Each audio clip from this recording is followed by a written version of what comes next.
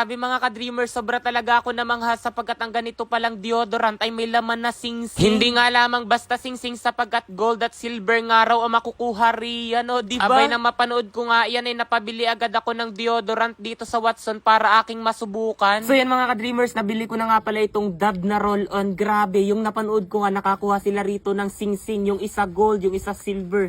Kaya naman napabili talaga agad ako sa Watson para nga masubukan ko kung legit nga ba talaga na may singsing sa loob nito. So yan, binili ko ito ay sa Watsons. Ang presyo niya ay 308 pesos.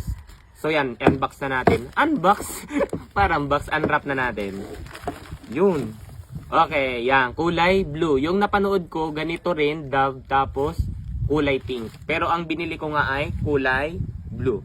So yan, grabe kapag nga raw binuksan itong nasa ibabaw na to, may laman nga raw itong singsing. Tignan natin kung ano nga ba talagang klaseng singsing mga ka-dreamers na makukuha ko rito. Buksan ko na ha.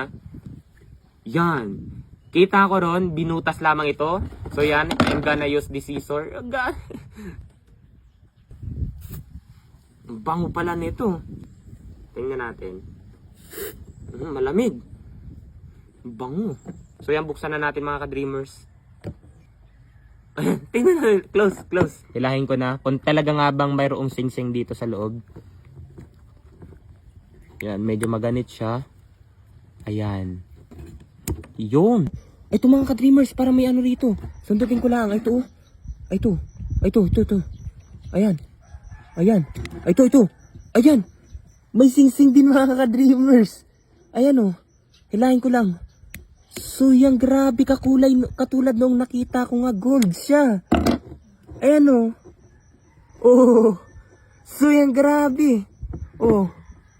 Katulad din mga ka-dreamers nung unang nakakuha noong singsing nga sa ganyan, kulay gold. Grabe may singsing nga pala talagang laman yung Dove. Oh. Ayan o. Grabe. So yan mga ka-dreamers, grabe, may laman nga pala talagang singsing yung ganitong roll-on, yung Dove. Oh, kulay gold. Katulad noong napanood ko, gold din yung nakuha niya, tapos yung isa naman ay silver. Oh, diba? May singsing ka na. Kaso hindi siya fit sa akin. Lusot naman siya dito sa akin, hindi liit, pero medyo loose. Medyo luwag siya. Oh, diba? Pero dito naman sa akin, pala singsingan, hindi siya lusot, hindi siya fit. Diba?